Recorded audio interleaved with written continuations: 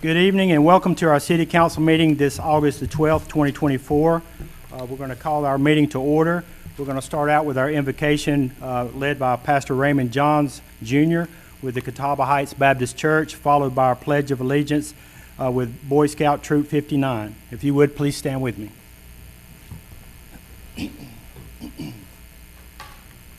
May we pray? Father God, I ask you in the name of the Lord Jesus Christ that you might bless this meeting.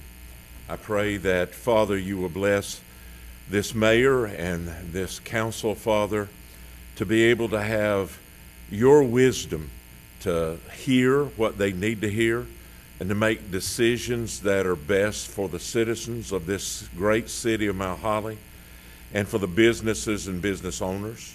We ask you to bless those who are in attendance and help them, Father, to be able to continue to work together as neighbors and people who work together for the greatness of this city. We ask you to bless the swearing in of these officers. What a great occasion, Father. We pray you bless their families and help them, these officers, to stay focused on their mission and to keep them safe in the days ahead. What an honor to witness it. We ask again, Father, that your blessings be upon us and that we realize just how blessed we are to live in this nation and in this city. Thank you for what you're going to do. In Christ's name, amen.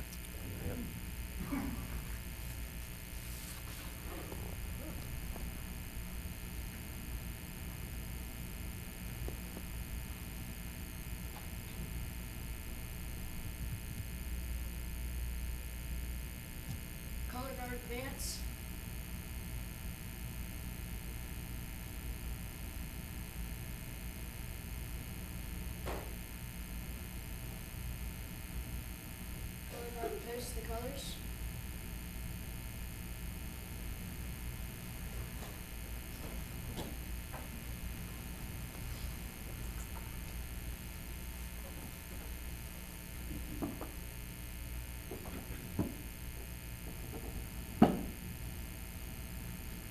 So moved. Pledge allegiance to the flag of the United States of America and to the republic for which it stands, one nation, under God, indivisible, with liberty and justice for all. You're on the spot, man. Yeah, Mr. Mayor, how you doing? Well, I used to be mayor. That's right. That's okay. Anyway, Mr. Mayor, City Council folks, and fine citizens of Mount Holly, it's our honor to be here to lead up in the ceremony for you guys tonight. This is my maiden voyage. This is my first time, so I don't have any jokes. I'll spare you that. And frankly, I didn't know I was doing this about 90 minutes ago, which made me think about the Scout motto, which is "Be prepared."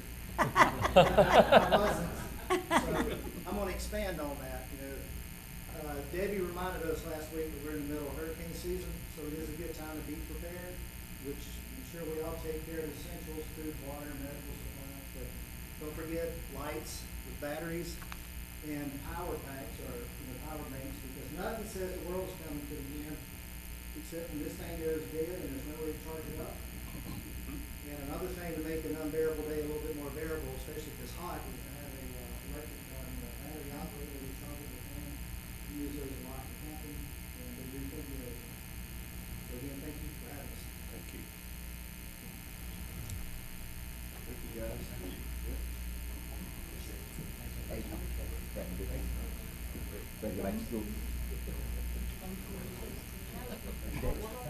You may be seated. I would like to thank Troop 59 for always being here to open our meetings. And I would like to thank Reverend Johns for being here. Thank you, sir. Okay, we're going to continue on. We're going to set the agenda. Are there any changes to the agenda? One change, Mr. Mayor, if we can remove consent agenda item number 1. All right. Consent agenda number 1, remove. All right. Any other changes? Hearing none, I need a motion to approve the consent agenda. Mr. Meadows and Ms. Shoemaker, all in favor? Motion passes. Okay, we're going to go to our presentations. We have swearing. Mr. Mayor, I think we may need a motion to approve the agenda. Okay. as well. Thank you. So could I get a motion to approve the agenda? Ms. Harris and Mr. Reeves, all in favor? That is approved. All right, we're going to go to presentations. Mr. Mayor, you're gonna have to do the consent agenda. I thought I just did that. He did. Set It the just went out agenda. of order. I did it Oh, backward. okay. Yeah. All right. Thank you. Are we good? I think so. I think Claire, so. are we good? All right. Okay. The attorney says we're good, so we're good. We're moving on. We must be good. Right. Okay, we're going to go to presentations. We're going in swearing in of police officers Stephanie Lee, Mark Tucker, Nathaniel Ramirez, Hunter Collier, and Daniel Marlowe. If I could have the council join me on the floor.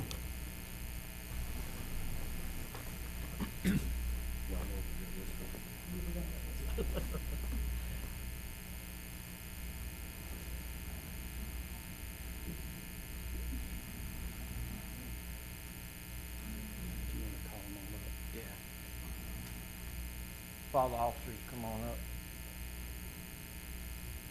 I'd like to say Ethan Moss had a family emergency. He had to leave, him and Jeremy both, just prior to the thing. They had a family emergency in Hickory.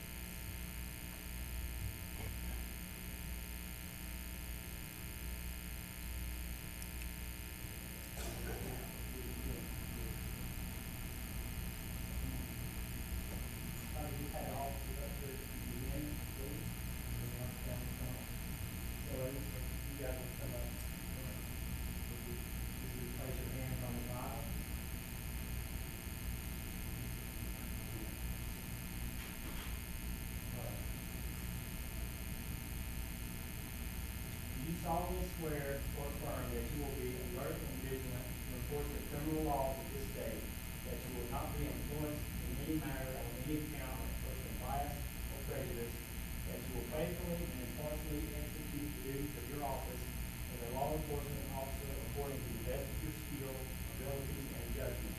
So help you God. Say, I do. I will. Welcome to the family. So I'm going to turn it over.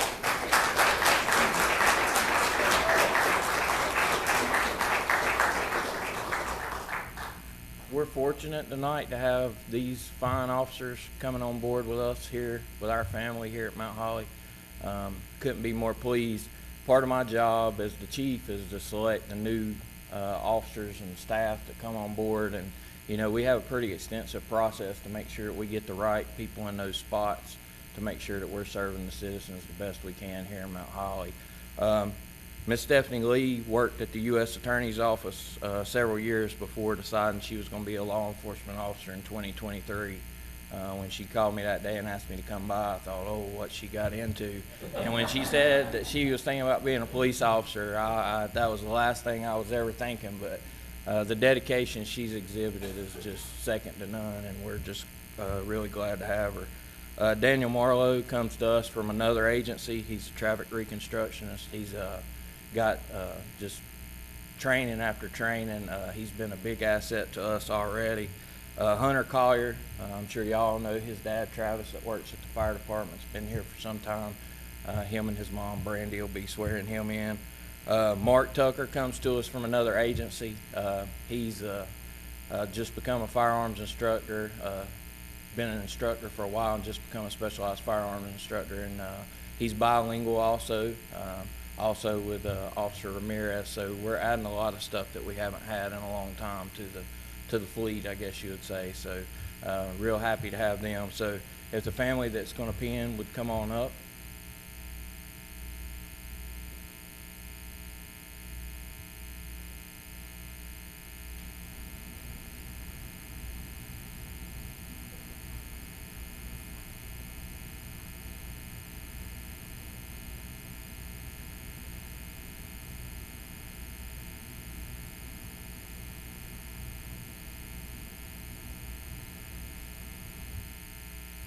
All right.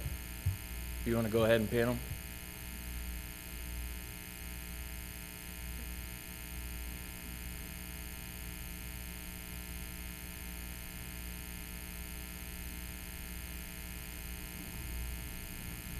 Let's give them a round of applause.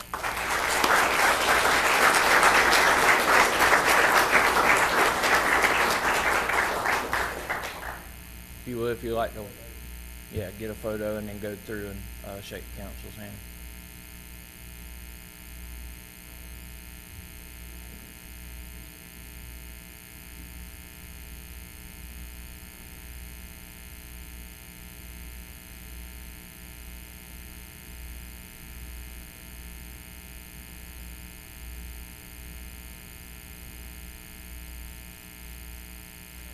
Ready?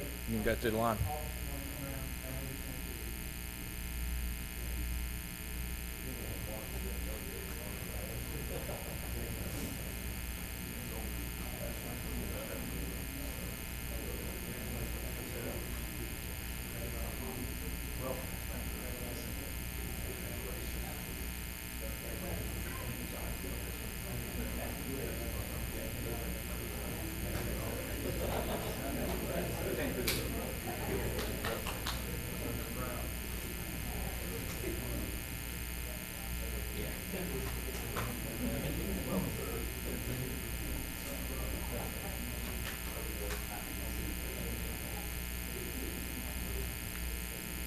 I'll do Jason Barnes. Sergeant Jason Barnes, come up.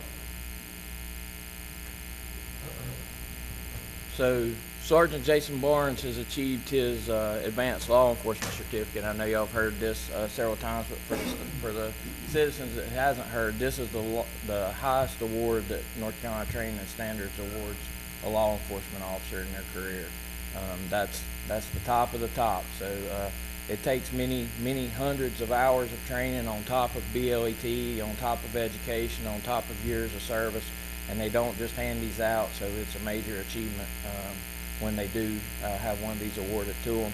And so I was looking today when I was getting ready for this, and about 3/4 of our department has an advanced law enforcement certificate, and that's pretty impressive that an agency has that many. That means they put in the work, they've done all the extra that comes along with getting that certificate. That means they're more well equipped.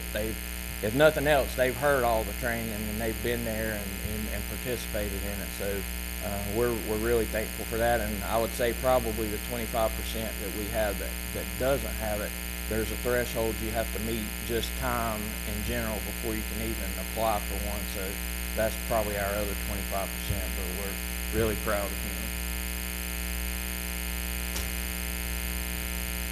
So I'm going to read this for Jason. I'm going to let everyone see it really quick. Really nice frame. So, State of North Carolina, Department of Justice, North Carolina Criminal Justice Education Training Standards Commission. Be it known that in recognition of the attainment of training and educational objectives commensurate with the role of professional criminal justice officer and of personal devotion and service to the people of North Carolina, the Attorney General and the Chairman and the members of the North Carolina Criminal Justice Education and Training Standards Commission, through the authority vested in them by the laws of the state, do hereby award Jason Neal Barnes this advanced law enforcement certificate with all the rights and privileges therefore belonging. So Jason, congratulations.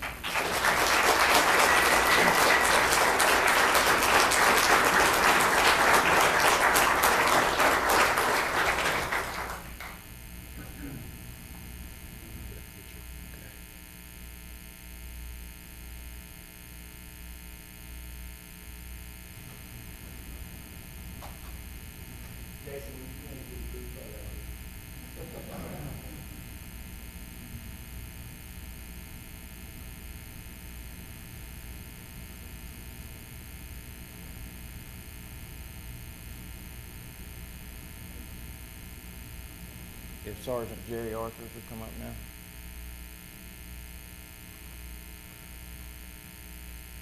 Sergeant Arthurs has been awarded the Criminal and Investigators Program Certificate through Training and Standards.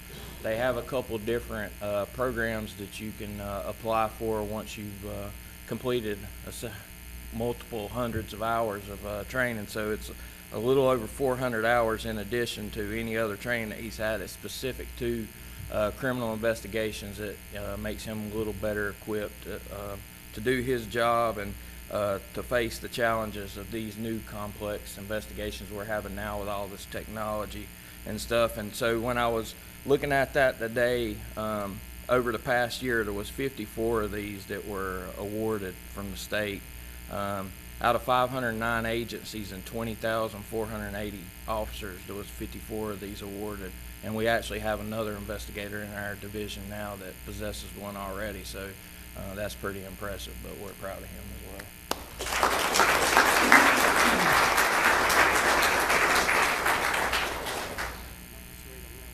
So I'm going to show this again. So we're super proud of Jerry and our police department and all they do to keep us safe. And this is just another feather in the cap of the police department. So the state of North Carolina Justice Academy issues this certificate, thereby certifying that Jerry Curtis Authors has completed the Criminal Investigation Certificate Program. Congratulations, Jerry.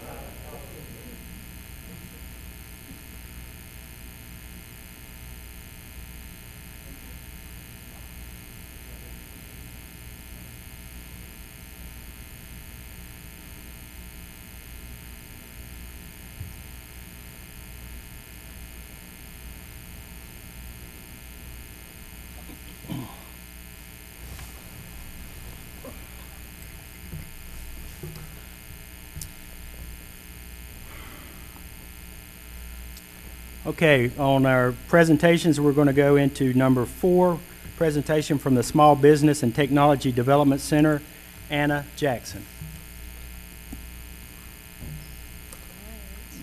Well, thank you.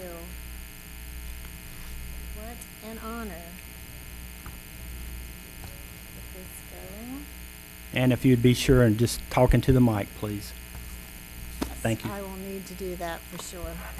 Welcome, everyone. Thank you so much, Mayor Moore and the whole City Council. I'm very, very honored to be here. Brian invited me and said, you want to say a little bit about the Small Business Technology Development Center? And I said, yes. I've been with the SBTDC for 5 years, and I love going to work every day. So just a question, how many have heard of the SBTDC on our City Council? Phew, all right, great. We are we have a mission to positively impact the North Carolina economy by helping small and mid-sized businesses grow and launch promising startups. And we are a vision of excellence in business advisory. We have a multi-campus setup in North Carolina. There's one of us in every state in the country, but our state has it set up so that we are aligned with the universities. We have federal funding and state funding, and we, in particular, for the Hickory-Boone region, partner with Appalachian State. Here is a map of our state with the 100 counties and divided by the 11 regions that we have in North Carolina. We here in Gastonia are part of the Hickory-Boone region. We're aligned with App State, as I just said, and we go from here to Ashe and Allegheny with a team of 5. There's 63 staff statewide, including the counselors, specialists, and we get involved with the universities, as I said, so we have students as well. We target privately held businesses that are usually 200 employees and under, counseling at no additional cost, modest fees for some specialized projects, registration fees for some training programs, and we are required to be accredited. And so in 2022, what do we do? Well, with clients, we have put in about 6,800 hours of client counseling, 6,800 clients, 59,000 hours in counseling, helped those clients get access to $260 million in capital, 5,500 jobs either created or retained, and $208 million in sales increases, 87 million in government contracts, and 360 business starts. And we do this among the pre-venture with the business launch emerging businesses that are under 10 employees, and then mid-size over that. We do have specialty programs such as government contracting, technology for inventions, new innovation, venture capitalists. We get very involved in helping our clients get prepared to go get access to capital, not just for emergencies, but day-to-day operations, building a new building, adding employees, whatever. There's a lot of needs. International business development is a specialty, and marketing, publications, business disaster recovery. We're working with strategic planning, access to debt and capital, market growth, human resources, operations, and business planning. So if you take a business model like the Traction model does, and you divide it into sales, operations, and administrative services, we have experienced counselors who have owned, built, sold businesses, been on administrative teams in management consulting, and really have a lot of depth across the state in helping to assess and advise in all of these areas. We're really in our particular region and across the state, we're pretty diversified in the industries we serve, manufacturing being a very large one, professional services, comprising a lot of different professional services is also a large part of what we do. But we have healthcare, food service, wholesale trade, etc. So employment growth, with the SBTDC in 2021, we saw a growth of 9.8% in employee growth, additional jobs. It was across the state a decrease of 4.3% in this comparison. And then we have a sales growth of 20.7% for clients that were part of the SBTDC, and statewide it was an average loss. And so we have return on the tax dollars spent. We generated $22.6 million in tax revenue, helping those businesses add sales, getting in payroll dollars, and getting access to that capital. And then we spent 7.5. So for every tax, $3 in tax revenue, $1 spent on the SBTDC. So we have an annual report full of success stories that I think that Brian has access to. In Gaston County, we helped to launch a promising startup 2 years ago during the pandemic in Lincoln County, and I'm looking for opportunities to do something in Gaston County this year. So, any questions? Any questions for Ms. Jackson? No? Okay. Really Thank you so much for appreciate being that. here. Thank you. Okay, next on our agenda is the recognition of the Diamond Youth Baseball Committee. Mark Jusko. And Marty, where's Marty Taylor? He's somewhere around here. Come on up, Marty. Thank you, Mayor and Council. As Marty makes his way up here. Or any of the committee members, you want them up? Absolutely.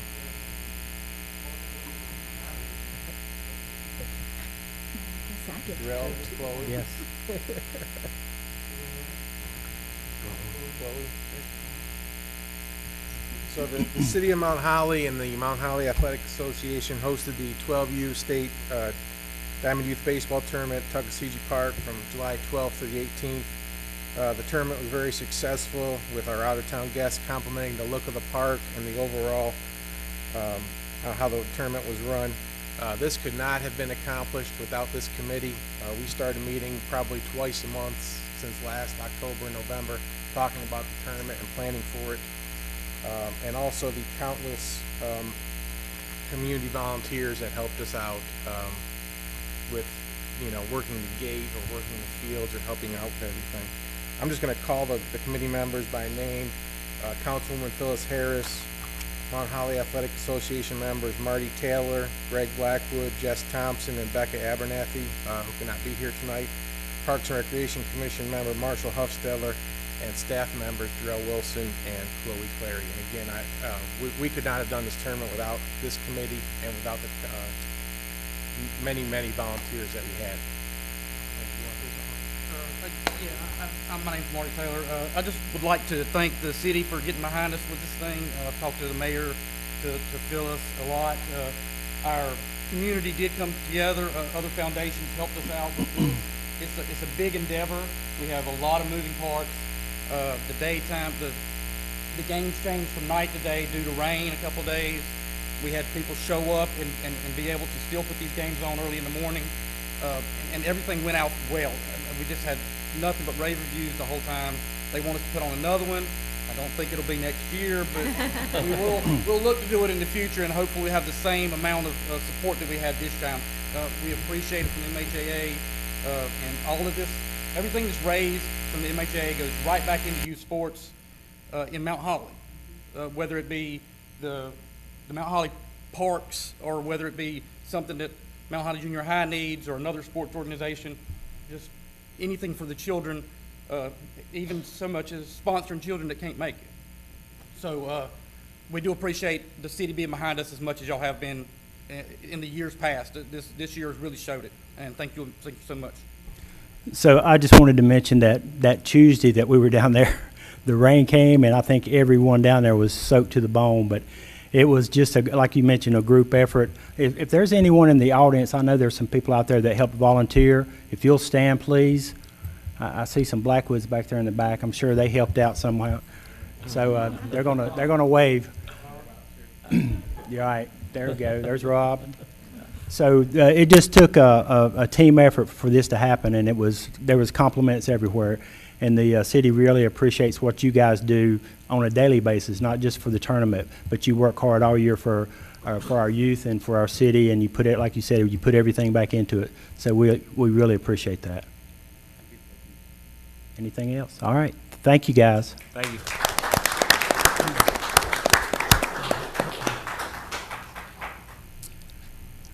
All right, so next on our agenda is the Mount Holly Community Relief Organization. Mike King, okay. Mike King's not here. Mike King's not here. Okay. I'm pinch hitting for him. Thank you. I'm Dave Vanek. I serve as a volunteer at the CRO Community Relief Organization, and currently serving as president of the board of directors for the 3-year term. Appreciate the opportunity to speak again. We were here in March, and I passed around a little infographic about the CRO, the stats and figures. Our fiscal year ends in July, so we just got new numbers in. And basically, from last fiscal year, we're up 20% in terms of families helped, food given out, pretty much every category that we measure, and we measure every pound in, pound out, families served, age brackets, all kinds of statistics that we're required to keep. So everything's been up, and as I mentioned last time, one of the things that is prime for us is fundraising. We haven't really done much of that. We're supported by churches, community, primarily, and a little from United Way as well. And clients, the food kind of takes care of itself, but utility support and rent support for individuals in crisis, and for a new truck. Our truck is 22 years old, and we use it to pick up from Second Harvest twice a week, and we use it to pick up donations from the community and food drives, and also from Food Lion. We have 2 Food Lions that support us on a weekly basis. So I'm here to talk about the first annual, and I say annual because we hope this will be a regular event that people want to come to. Taste of the Town Gala Fundraising Auction to be held right here. September 14th at 6 p.m. And I know Mike has talked to some of you. I have an invitation, personal invitation to all of you. We'd love to have you go and come. And there's a QR code and a website. And I wrote my information on the back, because if you go here and register, it'll cost you $100. But we're happy to fund that for you if you would come and participate in this evening. We've hired a professional auctioneer, an auctioneer company that only works for charities. And so I've been to some of his events. It should be fun and casual. And I think that every year we'll have a themed event, and it should be a regular event for the community to take part in, to support the efforts of the CRO. So any questions about that? The CRO website has a link under events to it as well. There's a website to sign up. On that sign-up website, you can buy tickets to come to the event, which starts at 6 p.m. You can donate an item If you have something, either a service or an item that you want to donate to either the silent or the live auction, and you can do a sponsorship or donate money. So it's all on the one website. It's very easy to use. Appreciate your support. Any questions from council? Okay. Thank you. We Thank you. appreciate it. We're going to take a 5-minute break, and then we'll come back, okay? That gentleman is likely here for Woodlawn Mill. Okay, I'm just trying to figure out, she put something out there that said, write your name, like, print it and make it legible. Right. But, do you? Gentleman from the rear. Yeah, Care about unscheduled public comment. well, yeah, he wants to just talk about the outdoor classroom on the public comment. involved in Woodlawn. Right, right. Okay, so he doesn't want to talk during the agenda item for the, If we need to pull him up, we can, right? We can. Yeah. yeah, I mean, we can ask him to come up if there's any it's questions. whatever's your preference, but if So- he's under unscheduled public comment, he only gets 3. Yeah, and I told him that, but only thing he wants to talk about is the outdoor classroom. So that was an unscheduled. Right, yeah, we talked about that when he came in. I'm just not sure, what is this person's name? I'm trying to figure that out. Can't read it. I would just I say the can't gentleman either. from Greer. Yeah, that's what I'm gonna Cameron, say. Gutney. Or Gold, or Gill, or, Club coaches I would imagine at school, so I might have it wrong. here in the code. okay. Thank you, thank you. Oh, you're welcome, thank you for being here, okay. We'll be coming back from Helen, Georgia that day, so that worked out good. The day of that. Study this stuff. Well, I really wanted to go to that. Study I think this is funny, these two neighbors. this stuff. Paula asked me to dog sit October 3rd through the 7th. And then her neighbor up the street who's going with her, she said, oh, and put me down for October 3rd through the 7th. I said, sorry, I'm at Paula's. Unless she's gonna bring her dogs Bring to her dog Paula's, down there. but then I'll I have thought 4 that they would dogs be like kind at of standing Paula's. room only, because they invited That's anybody too to funny. the baseball tournament to come, but He's just one of the applicants. He said if he's needed to speak, he will, but if not, that's fine as well. But he is one of the applicants for Woodlawn Mill. okay, so do we just need to? That's the public hearing. Yes, right, right. So what did what did you say was his name? That's where, You got, that's where I got, Gil that's where I Stratton. got. Gil Stratton. Gil Stratton. You might also be a coach. Huh? I needed to ask him something, Who? but Mark just got. So we'll just ask him if He's he would still like to out there. speak during the public hearing, if not. Right there? Middle on the third row. Oh, I see.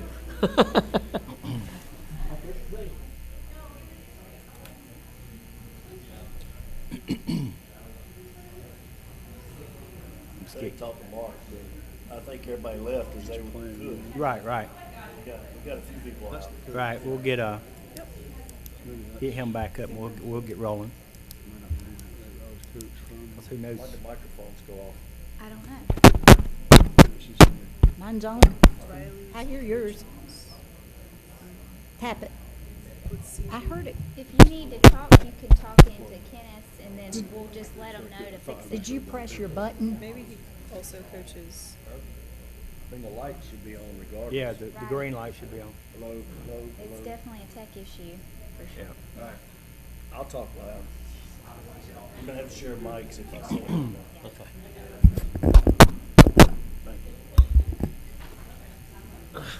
Did you break it? I guess.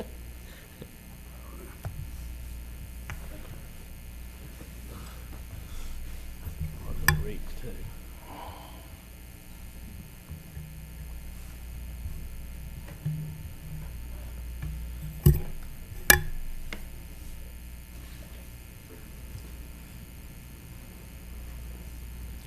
Okay, we're going to get started back with our update from Raftillus, Miss Elaine Vastus.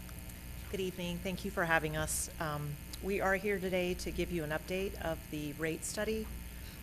Just to refresh everyone's memories, we started this endeavor back in fall. We were asked to do a couple of things, to develop a water and sewer rate study to look at the next 5 years to determine the revenue or rate adjustments needed to meet the needs of the utilities. We were asked to calculate a bulk water rate, which we focused on, and the results of the first part were brought to you at the March retreat, where we relayed the rate adjustments necessary. We were subsequently asked to also calculate updated system development fees, so we focused our attention on that and brought the bulk water rate and the system development fees to you all at an April meeting. And then after that, we refocused our attention on looking at alternative rate structures that would simplify the rate structure, and that's what we're going to be focusing on this evening. Again, just to provide a little bit of background, when we came to you at the retreat in March, we looked at the 5-year projection of expenses for the water and wastewater system, both operating expenses and capital cost. And we compared it to the revenues under the existing rates and determined that basically you would need rate increases of about 12% for the water system and 6% for the sewer system for the first 4 years in order to be able to fund the capital improvement plan, which still included some debt service, using some of the reserve funds, and also having rate increases. What we are talking about today is looking at 2 alternatives for how you can recover the same amount, 12% for water and 6% for sewer. So both of these alternatives that we're going to talk about generate the same level of revenue recovery. It's just going to recover it differently, and you're going to see that in the customer impacts that we go through here. But before we talk about the rate alternatives, I just want to make sure that we are all familiar with the existing water and sewer rate structure. So the existing structure has 2 components. The first component is a monthly fixed charge. And that fixed charge is assessed monthly, and it doesn't vary by water or sewer use. And it has 2 subcomponents. So it has a base charge, which includes the first 2,000 gallons of use, whether or not you use it or not. And then it also has a line replacement charge, which is a fee that's assessed so that the city can repair water and sewer mains. You'll notice that there's a fee for residential, a different one for non-residential, and then another one for industrial, and there's one for water, and there's one for sewer. So again, this is the fixed component that has a base charge and a line replacement charge.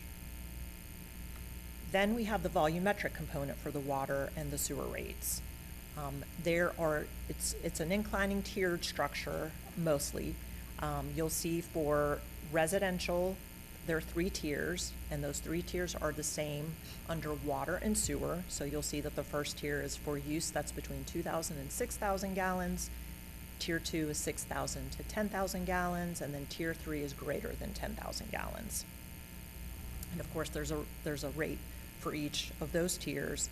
And then for non-residential, it's the same tiers, except you'll see that Tier 3 goes all the way up to almost 10 million gallons, and then Tier 4 is for greater than 10 million gallons. Okay, so a little bit of difference between the residential and non-residential currently. So let's talk about a couple of observations. One, we heard from city staff that the existing structure can be a little difficult to understand, so is there a way to simplify it? And then we also looked at the differences in the tiered rates.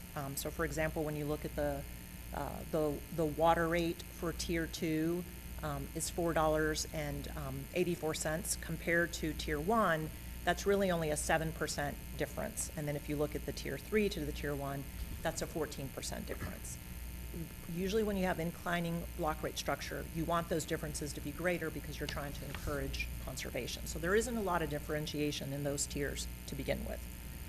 And then finally, Tier 4 only applies to one large sewer customer. So that tier is really just targeted for one customer.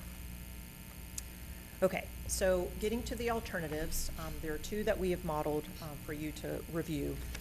Option 1 is we keep the existing rate structure.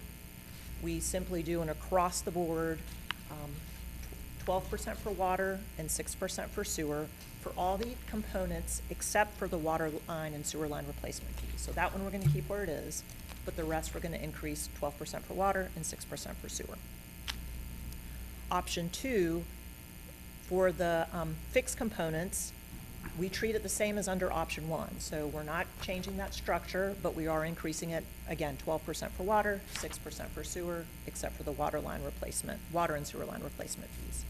But it's the tiers that we're modifying under option 2. And I'm going to walk you through those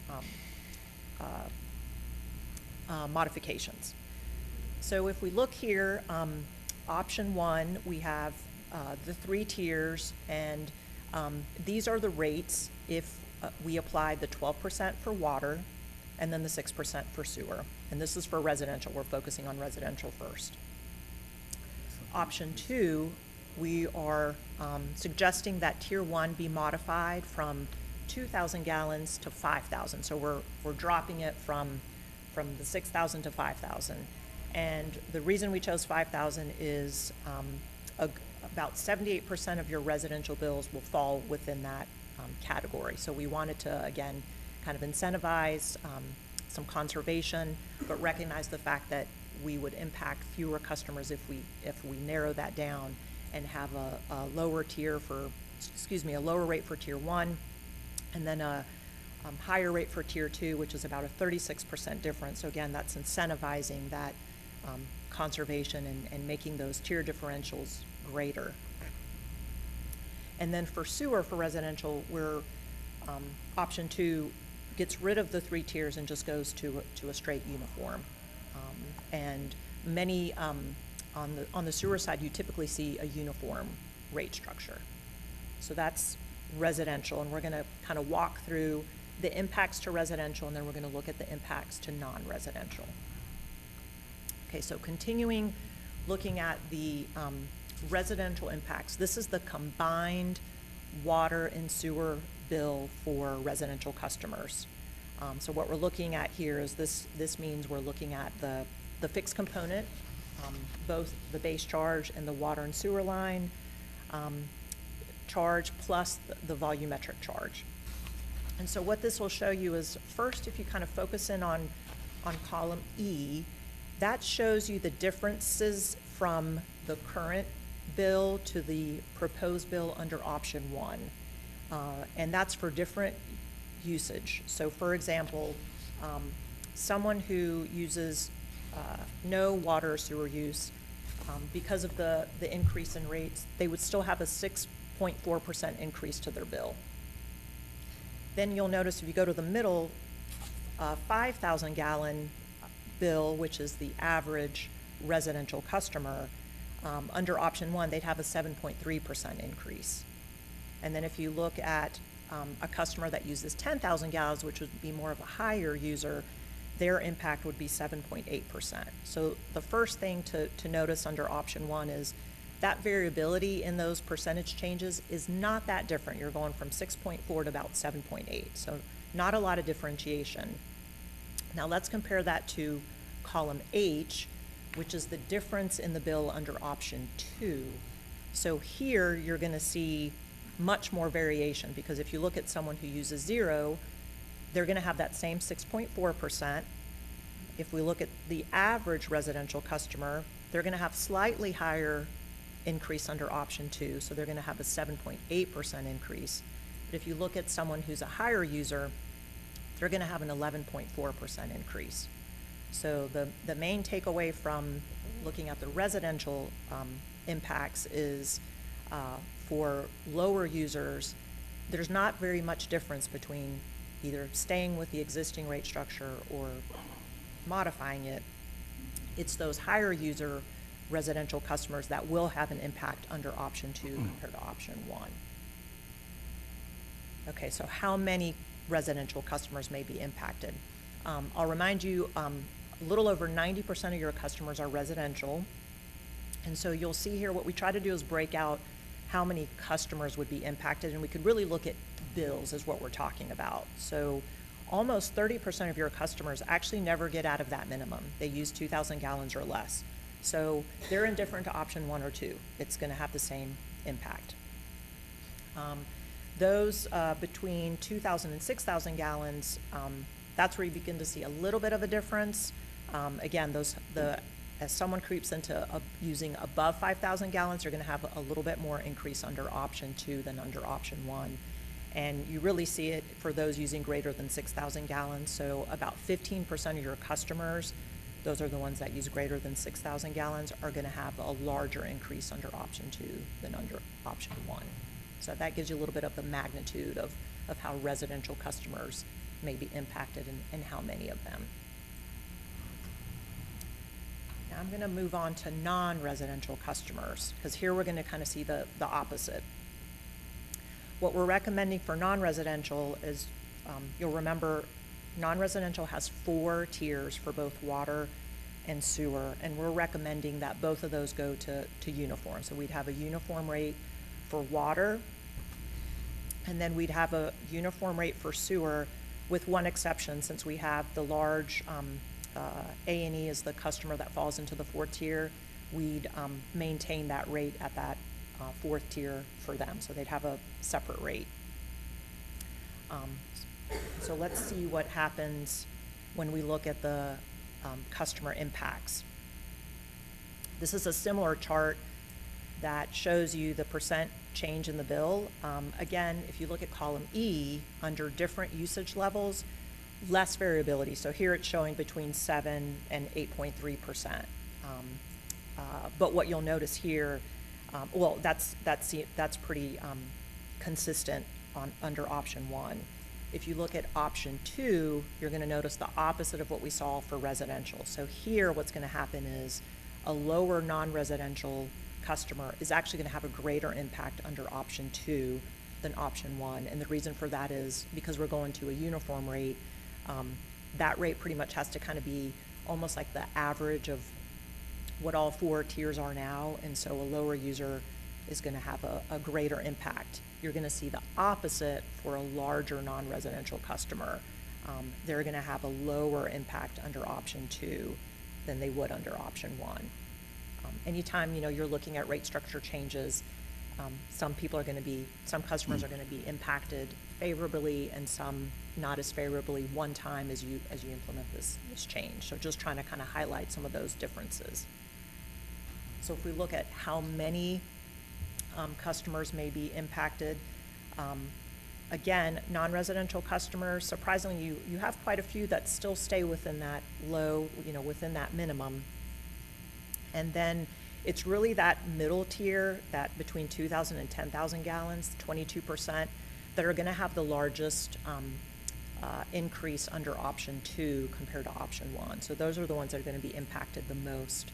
The larger customers, non-residential customers, are going to have a more favorable impact under option 2 compared to option 1.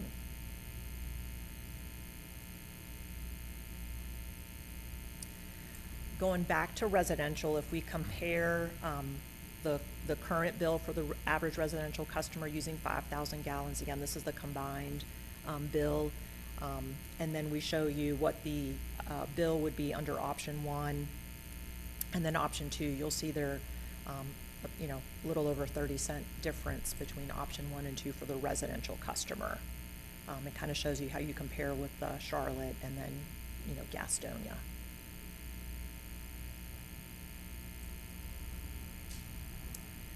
And then in terms of observations, when we look at option 1 versus option 2, again, there were, the first thing we were trying to address was just, is there a way to simplify the rate structure? Option 2 certainly is a little easier to understand than option 1 because the tiers are reduced. Option 2 has a greater incentive for water conservation for non-essential use compared to option 1 because of the differentials in the tiers that we've set up for residential. Now the variability in customer impacts is going to be greater under option 2 than option 1. So that's one of the trade-offs of if you're ever looking to change your rate structure, it's going to have impacts. And we try to minimize those as much as possible, but there's still going to be, like I said, some that are impacted more than others. And then the affordability of bills for low water users. Again, we try to protect those low water users. Those in particular that use less than 2,000 gallons are impacted the same under both, and average is fairly similar as well. So I know that's a lot of information to go over in a very short period of time. I'm happy to answer questions you may have. Any questions for Ms. Vastus? Mr. Meadows? Did you guys study, I pay for what I use, period? It's like the 2,000, did you look at that at all?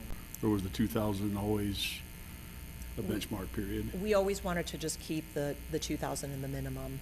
So you never studied what it would look like? No, we didn't look at that because of the impact sometimes it has of taking it out. So we left that in there. Anyone else? Ms. Shoemaker? So, could you explain the rationale of one tier with a non-residential? Yes. It's typically the rate structure that you see for them.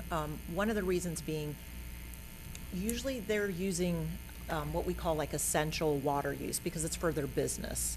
And so for them, you typically see just a uniform rate as opposed to an inclining tier that would have a greater rate for the more either water or sewer flow that they have. So that's usually the rationale for just having a uniform rate for non-residential customers. Mr. Meadows?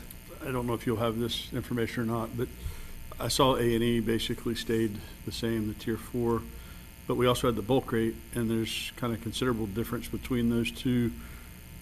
What is the similarity of usage? Are they both using about the same amount of water? Are they different? I don't recall how much they're using, but the bulk is water, and then American and Eford is sewer. So there's certainly going to be a difference between that rate in general because of the sewer rates being more expensive than the water ones. I would think that the town of Stanley probably uses more. I don't know that for a fact, but it was the similar rationale when we looked at the bulk rate. You really are looking at the infrastructure used to serve them and recognizing that they on the water side you don't use the distribution system. There's other similar on the sewer side. You're kind of looking at kind of isolating that. So, Mr. Meadows? So basically the difference is one is water and one is water and sewer? One is water and Oh, there's just sewer? Just sewer is the $7.11 that you saw is just the sewer. So what do they pay for water? I'm sorry? What does A&E pay for water then? I'm not tracking. They would pay at the non-residential rate if they are, I'm trying to remember if there are, anybody remember if are they a water customer as well? Yeah. They pay the non-residential uniform rate. So that they don't get treated like a regular customer would where I use the water and it's piggybacked. They have two separate rates. So there's an actual measure of their outflow. Is that? Sorry, I'm not real smart in sewer and water. So. So their water flow would be metered on the water side. And is there a measure of the flow out for the sewer side? So there's actually two separate measures because usually the way we do it is. Yes. Yes. Okay, so it's two totally separate calculations versus residential where water comes in, I get a piggyback assuming that it goes back out the sewer, period. Correct. Okay, so it's. Yes, I see what the you're asking now. methodology is, Yeah, okay. it's strictly wanna what make they're sure I'm- putting back into the wastewater system is what you're asking for them. Where I thought I was going was that, well, if I'm doing this great rate for Stanley, why wouldn't I consider one of our best employers? It's been in place, but that makes sense now. I get it. I got it. Mr. Huff? I'm just, sorry, my microphone's not working, I think. Keep me quiet, that'd be better, right? So would there be a rationale for a sewer customer that's a bulk customer? In other words, I know that A&E has $7.11, and I think I understood what you said is the same rationale that you use for O&M capital cost and improvements for Stanley was used for sewer for A&E. Is that correct? Similar philosophy, yes. Similar, the same? Similar, They but rhyme? not exactly the same. Okay. Because I think it's important that we really take a look at A&E because they are different. And they've been one of the longest, largest employers we have and are going to be impacted significantly by this move to Charlotte, to C move. And so, I'm not saying we have to do anything tonight, but I think it's something that we're looking to you, the experts, on how we can massage this a little bit, and helping them be profitable and stay here and employ people. It's much easier to keep someone than to try to fill that void that would be there. So, okay, thank you. Mr. Meadows? So it kind of brings another question to mind on the Stanley side. So we're giving them a bulk rate. Did we consider what they do with it on the other side? Because we break it down on our side between our businesses pay more, our residents pay less. We send them one bill. Was that considered that what they're doing on the other side? No, because we just strictly look at it from the cost incurred and the infrastructure used on your side to provide them water, not on their side. So I guess that brings a fairness question to my mind, in that if I'm charging my residents one thing and my business is something more, with the rationale of, I guess they can afford more and there's fewer of them, so they end up paying more for what they're using and it's more essential, how would the bulk rate end up with the best rate possible when, they're using it for their businesses and their residences? I guess I'm not sure that that's fundamentally fair the way it's been sorted out. It seems like we would look and say they have this percentage of residentials and this percentage of that, and we would be looking at that in the same way, through the same lens we look at our own customers? We look at them from aggregated information. So we look at, their flow on a monthly basis, just like we do for all the other customer classes, and then infrastructure used to serve them. So bulk is a completely different view than, looking at the residential versus the non-residential, because you're isolating there what infrastructure you've used to serve, you're using to serve them. Mr. Meadows? So this may be what Councilman Huff was driving at, which is why would the same, approach not be used for our individualized folks that stand alone? Why would we be giving an outside customer a better deal than somebody that's inside our jurisdiction? Unless I'm seeing that wrong. It feels like we're giving Stanley a potentially better deal, for having just 1 meter and pushing it out versus somebody who we can measure more of what they're doing, and there's more impacts to their businesses that has more direct impact on Mount Holly. It's not feeling like that's entirely fair. Is that what you were driving at? Mr. Huff? That's fine. What I'm getting at is they have to treat their effluent themselves before it goes into our system. So they're investing in infrastructure that the city is not, to the tune of about $3 to $4 million. And nobody is probably aware of that.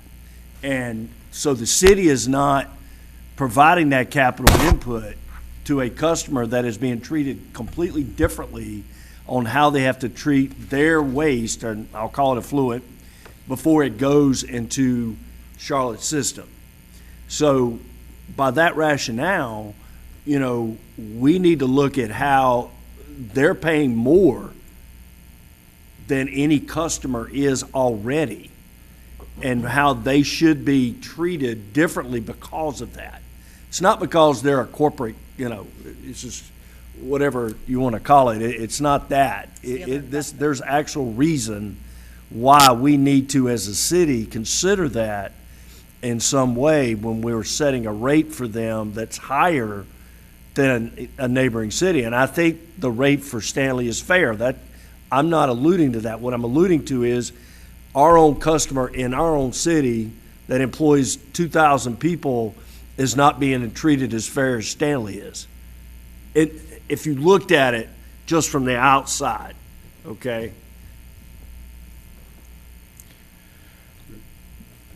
Mr. Meadows? Do you guys have a recommendation? There's two options. Is it just you guys pick, or are you guys recommending one over the other?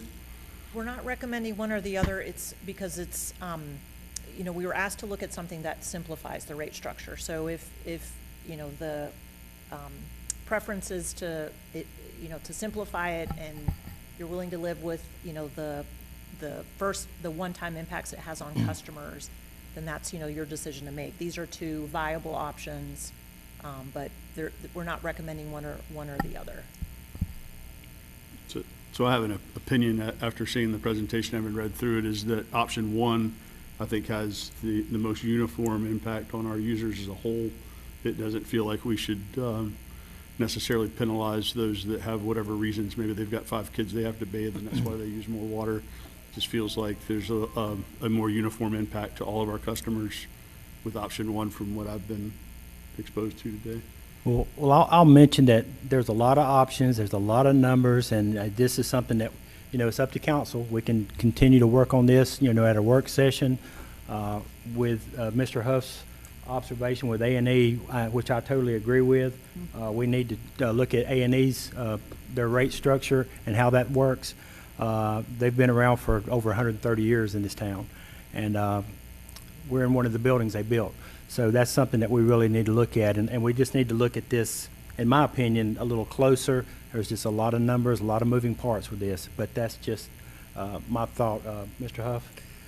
I think that may be fair, because it is a lot of information. The only thing that I would throw out, I think we need to think about the citizens in the town of Stanley, if there's a way to set that rate, because regardless if we choose option 1 or 2, that's the rate. It's nothing that we do after that's going to affect that, and we're in August. So they've been paying July and August rates, which is significantly higher than this rate. And I think it's only fair, as a partner that we're dealing with, that we take action on that part. Sure. And then if we need to come back, then we can come back. Mr. Meadows? So I had a question for you and for Mr. Blanton. We could set water rates at any time, correct? Yes, sir, Mr. You could change them from one winning to the next. I mean, if we're comfortable with parts of this, we could move forward, is where I was going with that. Does the rate that you have with the tier 4, adjusting it, how much impact does it have on the rest of the whole? Yeah, and that's a good question. We'd have to look at that to see. I don't have that answer. So if we tinkered with that, it would have a ripple effect throughout. So correct. So your encouragement to us would be to pump the brakes and come back like the mayor suggested. Except for, because you're talking about the sewer rate, A&E, correct? Not. Correct. Yes, yeah. Well, let me So make sure, it's- hold on a second, Mr. Mayor, Yep. make sure I understand. So if we mess with the A&E rate, does it impact the overall? Because I think what you just told me is their water's not going to change. It's only the sewer rate. Could you set all of the rates and then tinker with them, or would it have an impact across the board? It's going to have an impact on Okay, the that's what I sewer make sure. side. So pausing is probably the right answer. Right, just one Mr. question. So we've asked for a few things. Is it reasonable for us to expect a response soon? Yes, And yes. like 2 weeks at our work session? Yeah, absolutely. Yeah. Thank you. Yeah, we can do Appreciate that. All right, everybody good with that? Okay. All right, Mr. Mayor, I would like to make a motion, we approve the rate for Stanley at $3.27. Okay, I have a motion on the floor. I have a second by Mr. Meadows. All in favor? It passes unanimously. So, Mr. Mayor? Yes. Can we instruct the city manager to revive those contract negotiations? Because just because we set a rate doesn't mean that we have a contract that's able to be signed. Okay. Mr. Blanton, you have anything to say? What we can do is we can continue those negotiations with Stanley. If I'm correct, the motion made tonight would amend the fee schedule to provide a $3.27 rate to the town of Stanley. That would just apply to the rate alone. It would not apply to the other contractual provisions and negotiations that we would need to work out. I can revive those discussions. So, Mr. Meadows? so one technicality, we set a bulk rate. I know we've called it the Stanley rate, but, Stanley's the only one getting it at this point, but we set a bulk rate.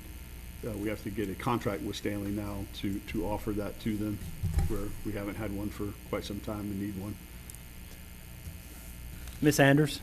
And so, Mr. Mayor, I would also have one additional clarifying question. Would this rate be instituted contingent upon entering into a new contract with Stanley, or would it be instituted immediately upon change of the fee schedule? Okay. Mr. Huff? I would recommend that it goes into effect when the contract is signed and has an effective date. This wouldn't be retroactive, simply because we've acted in good faith for quite some time. And I think that that would be fair to both parties. Mr. Meadows? I just want to state that we have tried very hard to get to an agreement over a long period of time. And there are other things I'm not going to discuss in open session that are asked for in those negotiations that are, I'll go ahead and say, less than reasonable, and we need to make sure that those are eliminated to our benefit as well, since we're offering a fair, industry standard rate. Those discussions are ongoing, and we need to continue those to get to an end. Anything else, Ms. Sanders? So to that end, would Mr. Huff want to modify his motion? Yeah, I'll be happy to modify it to that effect. Okay. Second And agrees. second, everyone in favor? The motion passes. All right, Ms. Vasquez, we appreciate it. Thank you very much. All right. Okay, next is our public hearing regarding a request by Woodlawn Mill Redevelopment LLC for rezoning of 7.88 acre tract of land at 300 Woodlawn Avenue, tax parcel number 123-116-402 Miller Street, tax parcel number 123-107, and tax parcel number 123-118 from conditional district mixed use CDMU to amended conditional district mixed use amended to CDMU, case number R24-2. Mr. Livingston. Thank you, Mayor and Council. The owner of the Woodlawn Mill and a representative of a potential buyer submitted a rezoning request to rezone the property at Woodlawn Mill from conditional district mixed use to amended conditional district mixed use. The applicant is seeking to retain all of the use conditions from rezoning that occurred in 2021. However, they would like to clarify the amount of commercial, retail, residential, and recreational spaces that will be provided. A public involvement meeting was held on Monday, August 5th at the municipal complex. We had 2 residents that attended the meeting. They were not opposed to the request, but wanted additional information on the proposal. The Planning Commission made a unanimous 7-0 vote for a favorable recommendation during their meeting last week. Planning staff is available for any questions, and the applicant is also in attendance tonight to answer questions as well as to have a short presentation. Okay. Any questions for Mr. Livingston before we go into our public hearing? Okay. So I need a motion to go into our public hearing. Ms. Shoemaker, second by Mr. Craig. All in favor? We are now in our public hearing. We do have Mr. Gilstrap in the audience if he would like to speak on anything during the public hearing. And if you would, please state your name and address for the record, please. Yep. Good evening. Cameron Goldstrap. Residential address is 100 Lewis Drive, Greenville, South Carolina, 29605. So the request that we're seeking is, we've had the pleasure of working with your planning and zoning staff for, I guess, the past 2 years or so on this project. And prior to us kind of getting involved, the prior owner, I believe kind of at the recommendation of staff, proceeded with kind of a rezoning process for this parcel back in 2021. Our plan for this project is primarily residential. The previous plan was primarily commercial. Given the location of the property, all the great things you're doing downtown, the parking constraints that come with this, and just the general environment around this area being primarily residential is why we're requesting the change. For the past year and a half, 2 years on this project, we've been working on the environmental side of things with North Carolina DEQ. Officially got this property listed on the National Register of Places back in December of 2023. And then I think are close. There is a parcel within our parcel that Duke Energy owns, and we're about on month 18th of dealing with the purchase of that. So, we're getting close. Ideally, if we can get everything in place, I think we'll start initial work in September and hope to be fully mobilized at the beginning of next year. What I have right here is just, I'm sure most of you are familiar with the property. It's on 300 Woodlawn Avenue. Here's just an excerpt from the National Register of Historic Places nomination. Let's see if I can zoom in on this. So here is the parcel that we're working with on Duke to purchase. Like I said, I think we're close to that, but we need that purchase before kind of closing on our financing for the project. Here's the main mill structure. All of this we're planning to rehab in accordance with the Secretary's standards for historic rehabilitation. Here's another parcel that's a part of the project. We're still kind of fleshing out ideas for that.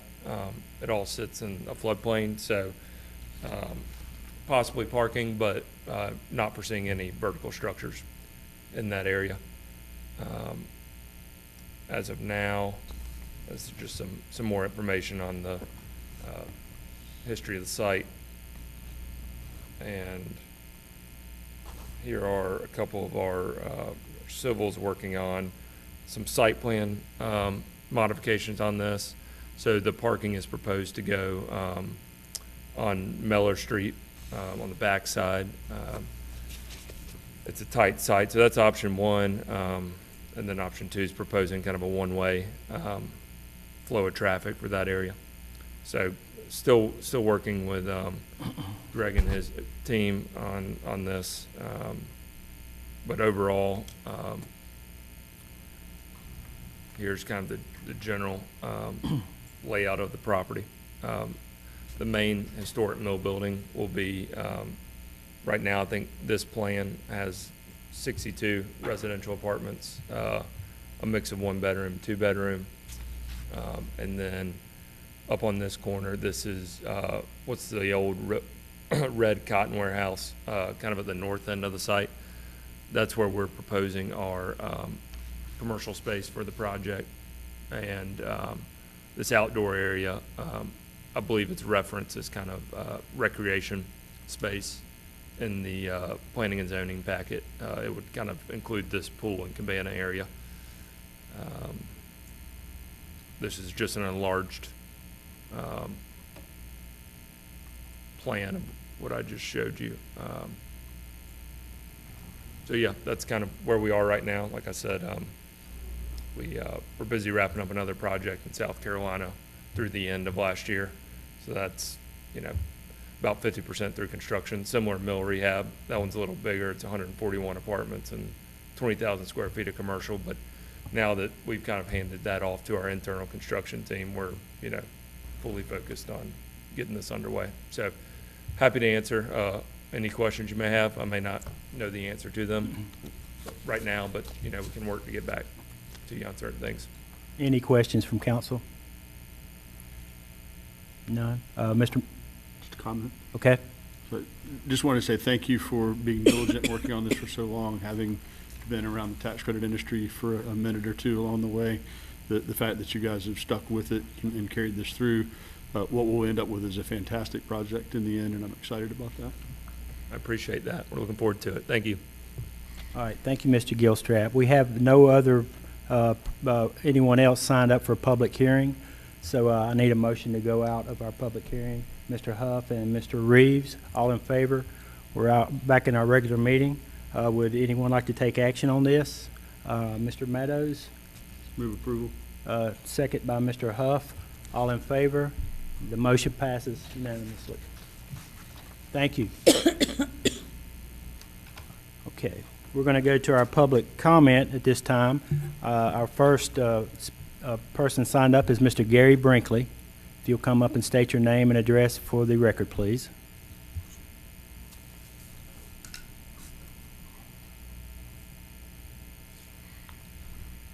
Good evening. My name is Gary Brinkley. I live at 176 Tom Sawyer Lane here in Mount Holly. I'm here tonight to talk about the downtown redevelopment and the Veterans Park projects. First, I want to thank the Community Development Foundation for the effort they put in to put on the Mount Holly Matters, and thanks to Mr. Blanton and to the council for your participation. It was very, very informative and helpful. However, in my opinion, it was a little late in coming. I wish we had done that some time ago. But I'm glad that we did it. I do want to say I did not change my opinion about these projects. I'm still concerned about the downtown development, particularly. I think it's personally too risky. I'm concerned about parking, crime, and the impact on Outer Rankin. All these things are things beyond the control of the council or a developer. The impacts, year one, maybe it's fine. Year two, maybe fine. Year 5, we don't know. Year 10, we don't know. This is one of these things that it's not like a stop sign. You put it up and you don't like it, you take it down. Once this redevelopment happens, this is forever. You better be really, really, really sure that it's going to work, and it's going to work for a long time. For people that are going to live here 10, 15, 20, 30 years from now, you want to make sure the long-term implications of this are going to be satisfactory to our citizens. I recently read about a redevelopment in Paris. This was going on before the Olympics. They already did part of it. They're now about to embark on a $30 million redevelopment in the city of Paris. Now what they did, they put together a citizens group to study what the citizens want to have done. Now, perhaps this is something we ought to do here, put together a citizens committee, absent politicians, and figure out what really needs to happen with downtown. Similarly, as a community group, 1 minute. I want to work on how to best use and change the amenities for Veterans Park. Now, I certainly believe that the supporters of the plans on the table believe they're doing the right thing. Although, the crystal ball doesn't work any better for any of us. And so that's really where my concern is the crystal ball is very cloudy. Difficult to know what the implications of all this are going to be. So anyway, I thank you for your time. Thank you. Thank you, Mr. Brinkley. Next, we have Mr. Scott Monday.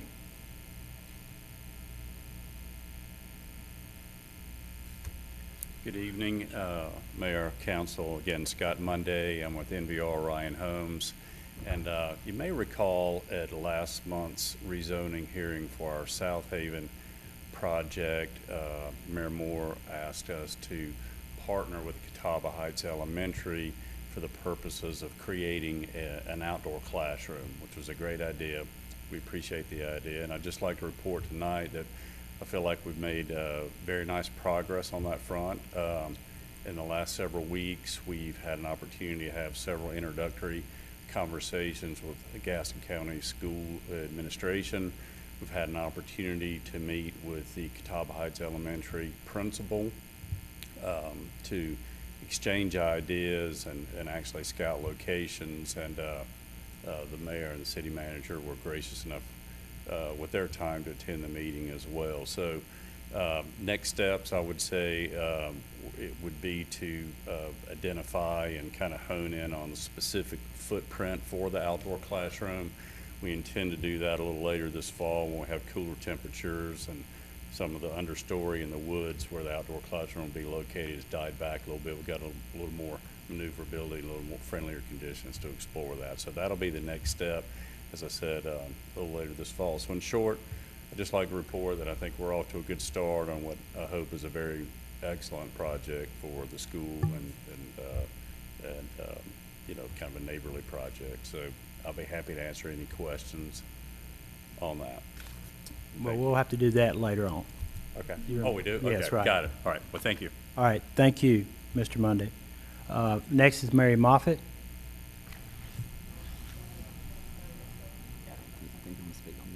Okay, so, all right, we were signed up for this, so, all right, that's all we have on our public comment. So we'll go to old business.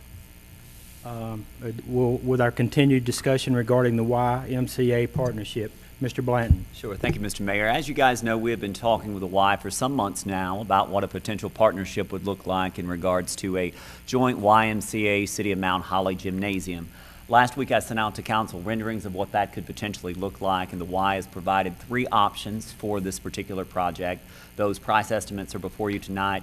The first one would be the highest, which would include the gymnasium, which would include separate entrance for the city, elevated track for walking, fitness spaces, and 81 additional parking spaces. This would total approximately $8.6 million that would be required from the city's part. The second option is also for the construction of a gymnasium. This would exclude separate entrances, the elevated track, and the fitness space, and this would include the 81 additional parking spots. We're looking at approximately $7.5 million for the second option. The third and final option before the council tonight is the gymnasium, excluding those additional amenities of having a separate entrance, elevated track, fitness space, and excludes the additional parking spaces. This would total approximately $6.8 million. If you'll recall, the Y's been before us a couple times. We've had collaborative conversations both here in open session, and then staff and I have met with the Y numerous times over the past few weeks. Wanted to bring this to council tonight to get clear direction as the Y is finalizing their plans. They'll be having their groundbreaking here in the next few weeks. Certainly want to be respectful of the Y's time, to be clear with our intentions about moving forward and what this could potentially look like if the council is willing to partner with the Y, and if so, direction to reflect that. So I know the Y is here tonight. They have their team here tonight. I am sure that they would be glad to entertain any questions, comments, or concerns the council may have. Anyone? Mr. Meadows? The obvious question is, how would we pay for it? Mr. Blanton? Sure. And if council wished for us to pursue different funding options, we certainly could. These are certainly large ticketed items. We have a large sum of our fund balance that is committed to other capital projects that we currently are pursuing. If the council wished to evaluate that, if the council wished for us to come back with funding mechanisms, we could certainly do that. But I do understand, I think the Y recognizes these are large ticketed items. So any direction, comments, or questions that the council would like to pose, or any suggestions or ideas, certainly would be open to that. Mr. Meadows? While I love the concept, there's a fact that while it looks like there's a lot of money in our unassigned fund balance in a very short period of time, given that there's a road that I think that you're about to issue for an RFP, there's a bridge over Dutchman's you're about to issue an RFP, and a water tank, and there might be another two that I'm missing that are going to pull us down around about what internal staff I think is going to get starting nervous about. I'm looking at finance director in the back, that I think we're going to have just around $9 million, which is around 20% of our total. And I think we're much more comfortable around 25 or 30% to run our operation, even though the state law clears 8%. So it's not a lack of interest. I just don't know how we carry, the lowest one I saw is almost $7 million. I don't know what the debt service looks like today at 6% in 15 years, which is about what we would be best served on debt, and how much would that be, and can we even budget that? I don't know that answer. So I worry about how we pay for it. I love the idea. I think it's a good partnership. I would like to know more about what their part is. I know they've got their overall campaign. Are we carrying the gym by itself? Or are we, partnering with them? I don't know that answer either, but finance is a big part of this question. Before we spend any more time on either side, if you can't pay for it, there's no sense in talking about it.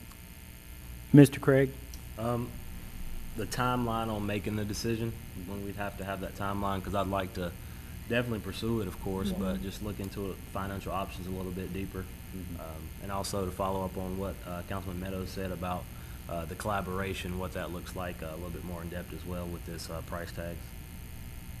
So, question to the Y, do you have a groundbreaking date at this time? So we will be breaking ground. Our goal is by the Memorial Day next year is to have the water park up and running, as well as some of the new construction in the front, which would also look into the gymnasium, if that was an agreement that we came to start that project. However, because of the addition of the gymnasium, we are going to have to relook at our civil engineering work for piping, and Scott can talk a little more towards that. Yeah, thank you. My name's Scott Kruger, and I'm acting as the YMCA representative. If you would like to come up to the mic.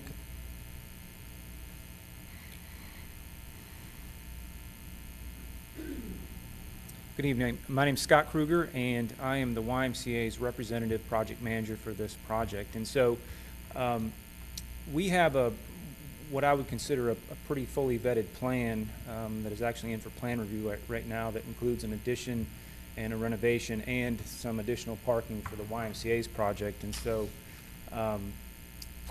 if this gym addition came to fruition, that would impact our overall plan from a stormwater perspective, from an impervious area perspective. And so there's some complications if we don't know soon, that's going to impact our plan. The other thing that we were trying to take advantage of is to maybe capitalize on some efficiencies if our general contractor is bringing the WISE building out of the ground. They're already mobilized and are on site. That would be the most efficient time to build this gym addition too. So we're quite a ways down the path with our project, and to execute it most efficiently, we would need to move pretty quickly. That's not to say that we couldn't take some time and kind of re-step a few of our plans, but this would impact our overall plan. Any questions from council? Mr. Craig? Yeah, just looking at the financial options, from like the financing side to what we have to be able to put towards it, and that would be great to see if we can have that before the work session this month. Yeah, I think we need to have some conversations about this and where it's going to go and how we're going to do it. And I mean, when you guys talk about groundbreaking or getting started soon, is that a month? I mean, as far as a decision from us, could it be a month? Could it be 2 months? Less?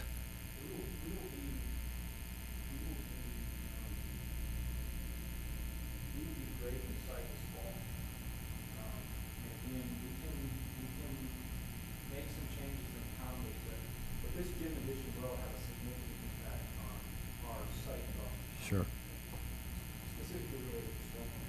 Okay. All right. Mr. Meadows? My comment's a little bit tongue-in-cheek, but I kind of giggle when he said government and quick in the same sentence. So I just, I don't know how quickly we're going to be able to move. Right. I fully understand that your impervious area and your stormwater changes with the addition of a 20,000 square foot building. So I understand that. I just don't know how quickly we can move. And I guess the world is changing rapidly, because when we first started talking about that, it was a couple of $1 million, and now it's $8 million. So that's staggering, which I know y'all been dealing with on your fund campaign to try to bring all these wonderful amenities to Mount Holly. Okay. Mr. Huff? I would say, in all fairness to everybody, if we can't make a decision by the work session, we should just pass. Right. I mean, because that's just not fair to their organization, to the fundraising. I know what we're trying to work out. I want a gym just like anybody else, but at on the other end of that, we're kind of down the road. Mm-hmm. So either we decide in 2 weeks or we don't. Mm-hmm. If we don't make a decision, then they need to move forward with their plans, is my opinion. Yeah, we definitely do not want to hold you guys up. So we'll work on that these next couple weeks and see what we can come up with. Anything else? All right, thank you guys for being here. We appreciate it. All right. Number 2 on old business, motion amendment for rezoning application submitted by Linda Plechnick, NVR Incorporated, for the 27.10 acre tract of land located at 104 Ida Street, parcel number 183600, from R1 and CUC3, Gaston County, and R12 City to City CDMF Conditional District Multifamily, which is associated with the proposed South Haven Townhome Development Case R23-6. Ms. Anders. Thank you, Mayor and Council. At your last regular meeting, you entered into an advertised public hearing for this rezoning case. At the conclusion of the public hearing, after some discussion with the applicant, the rezoning was approved. Part of the discussion with the applicant, Councilman Meadows brought up the point of some amenities that the applicant had agreed and discussed in the presentation at the last meeting to include, were nevertheless not included in the notes to the rezoning plan. And the applicant agreed at that meeting to include those notes in the rezoning plan. The applicant has done so and has submitted the updated note number 4 in the rezoning plan to Mr. Beal.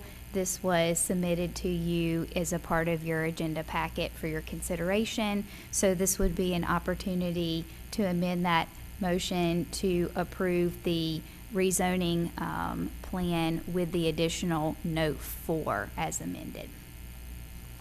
Mr. Meadows, If nobody has any discussion, I'd like to move approval of that. if anybody has any questions, then Mr. Mundy is here. So if you would like, anybody have any questions for him? Okay, so you'd like to make a motion to approve? I made the motion to approve originally. I think that the attorney's advisor said it's best to have our original second Right. original motion as Yes, well. and, okay. Second. All right, second by Ms. Shoemaker. All in favor? It passes unanimously. Thank you. Thank you. Thank you, Mr. Mundy. All right, number 3 on old business, consideration and approval of a contiguous annexation ordinance to annex an approximately 27.10 acre tract of land located at 104 Ida Street, parcel number 183600, pursuant to petition by Linda Plechnick, NVR Incorporated. Ms. Anders. Thank you again. So, again, at your last regular meeting, the council entered into an advertised public hearing regarding this annexation petition and did complete the public hearing and close it. At that point, because the rezoning had also passed contingent upon successful annexation, the only item that was left for consideration that came out of that discussion was the proposed annexation and system development fee agreement for the proposed development called South Haven. At the last regular meeting, an early draft was submitted to council for feedback. Staff did receive council's feedback, did submit that to the developer. The developer has approved changes, made some additional changes that staff supports. And so a final version of the proposed annexation and system development fee agreement for South Haven was included with one blank in your in your agenda packet, and then that additional blank was filled in as part of the weekly update submission to council. So before you for consideration for approval would be the annexation ordinance to annex the approximately 27.10 acre tract of land at 104 Ida Street. The annexation agreement proposed that was in your weekly update has been signed by the applicant and the landowner and is available here. If you approve this ordinance, then that will be entered into on the city side and would include approval to sign the agreement on behalf of the city. Any, Mr. Huff? I make a motion, we approve ordinance 08-12-2024 for annexation of this property. Okay, we have a motion by Mr. Huff. We have a second by Ms. Harris. All in favor? It passes unanimously. Thank you, Ms. Anders. Thank you, Mr. Mundy. All right. New business. Discussion of recruitment and total employee compensation. Mr. Blanton.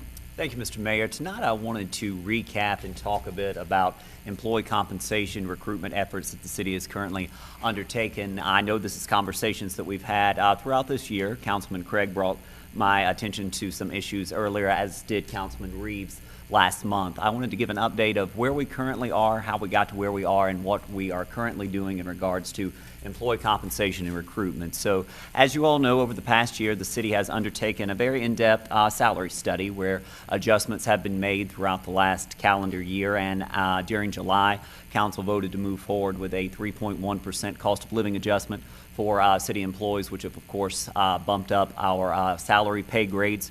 We continue to review those. We continue to update those based on the direction that was given by council, and certainly review those as it pertains to applicants for positions here. with the city. So roughly right now, if you're looking at an employee that's making around $39,000, $40,000, when you take into consideration vacation, paid leave, longevity, health insurance, 401k, FICA, our entire benefit package, as I provided to council a month or so back, that total compensation package is around $62,000. So we have taken those total compensation packages and we're planning to promote that as a benefit for working for the city of Mount Holly. We continue to make great strides with interviewing great candidates to join our team. I signed 3 offer letters just this week for our streets and solid waste division, and we continue to interview other positions that we currently have available. We are promoting those benefits, the total compensation benefits, and of course, underscoring the efforts of this council and previous councils with prior salary studies and also with the recent cost of living adjustment that was put into place. We are finalizing details to move forward with finalizing a pay philosophy, which will be brought back to the council for review, pairing that with our recruitment and retention policy, and upon that adoption, promoting that alongside our current recruitment and retention policy that was adopted and revised by council over the years. So to showcase to the public, potential applicants, the benefits of working for the city of Mount Holly and ensuring that everyone understands what great benefits we do have, because the city of Mount Holly is a fantastic place to work.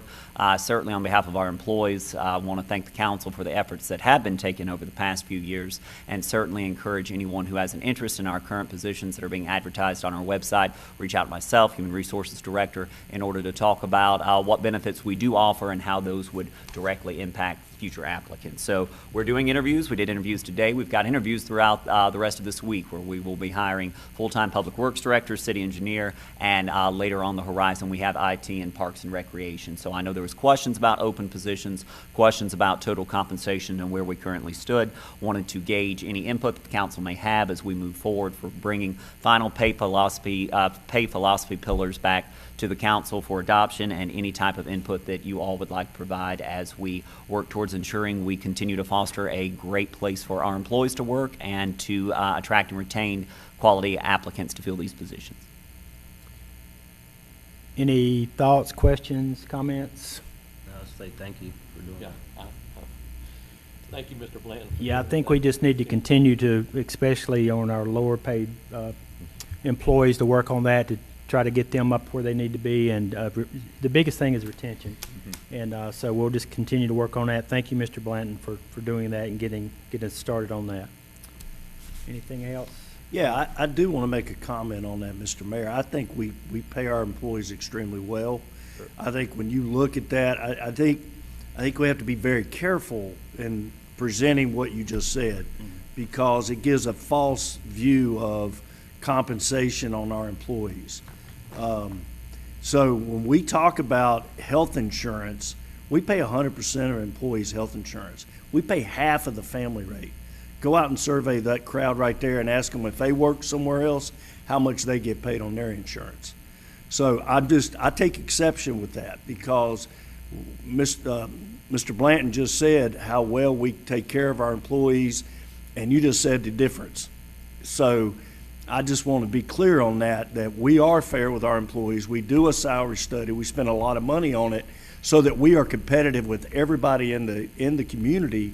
And so, you know, I just think the message that needs to be sent by the leadership in the city is that we're doing everything we can to make sure they're paid appropriately on an ongoing basis, not a reactionary basis. Sure, that's fine. Yeah, you know, I just want to take care of our employees, period. You know, whatever it takes. The compensation package is great for our employees. Sometimes they don't look at that. They look at what they're getting in their pocket, and they don't look at the whole picture. But, you know, I think this whole council just wants to take care of our employees the best that we can. That's all I want to do. And they know that. All the employees know that. All right, anything else? Mr. Meadows? I just wanted to add to that one of the things that we have that we don't highlight, and I think it's an education item, is we have a 401k that's 5% of your salary. You don't have to match it.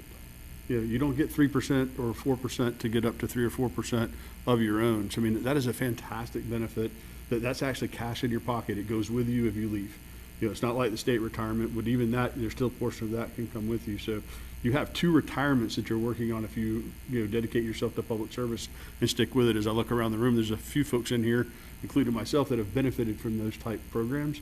that is outstanding. You cannot get that in the private sector. You get a 401k, if you don't match, you don't get any of it. And unless you match the total, you're not going to get any of their contributions at all. So I just want to make sure that we're clear, and I want to commend staff for spending the time to educate folks so they understand what they're actually receiving. You know, what are the total benefits? You know, because a lot of times you might say, oh, well, they pay $20 down the street. Well, that's per hour. What is the total compensation package really bringing? You know, what are you really getting? A lot of them don't have health care at all, no retirements at all. So you have to look at all of it, and I think we have done a great job over time with one-off. You know, during COVID, I think we gave a $1,000 bonus that was not on the schedule, wasn't part of the deal. Everything that we have done looks at both their base pay, longevity of what happens to every other, you know, raise that you get going forward. So I mean, our folks are taken very good care of. You know, I would suspect that if we dug in a little deeper and you look at some of the information that's been provided with it, I know this is true, our folks are better taken care of than a lot of other municipalities. You know, when you look at the data, when you actually do the math. So I just want to make sure that that's getting out to our employees and that they understand that they are vital and they are well taken care of. It's an education campaign that I like the fact that we have new leadership taking that on. So thank you, Mr. Blunt. Anything else on that? All right. Thank you, Mr. Blanton. We're going to move on to number 2 on new business, review and consider the approval of the PAC 6 priority projects for the fiscal year 2024-2025. Mr. Lowe.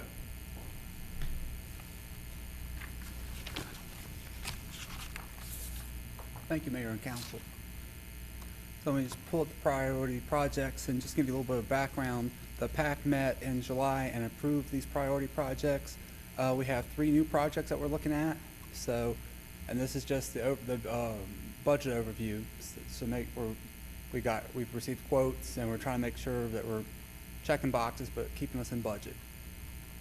So let's get to the project. So the first project, we're doing a mural on Truist Bank's retaining wall. It's about a 540 some square feet of wall, but it's going to be about functionally 100 square feet of mosaics. So outside the B art, we do not have like a large mosaic installation. So that is going to be one of the first new project. And then our second project, new project, is going to be a mural project at Ida Rankin Elementary School. And it's basically like if you're heading towards like the post office from Central, it's about 600 square feet of wall and also the rise of the steps as well. And we're working with the principal and the district leadership on that. And that's just a sketch of the wall. And then we're going to be basically like the crosswalks on South Alexander and also South Main Street. We're going to do a project on Rankin Avenue. It's about like you're heading towards Public Works near 301 Rankin. So basically we're going to do a crosswalks creations project there. And then the continuation projects, we're going to work on the continue the B Art project that the TDA funded last year. And basically we're going to do 5 to 6 murals along South Alexander to down East Catawba, downtown.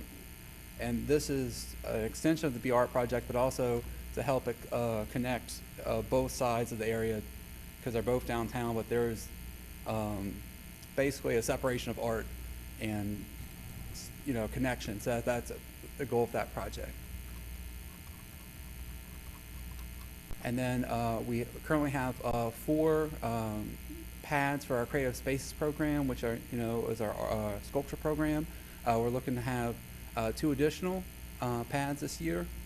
We already have 1 location agreed to. We're working on the other location currently.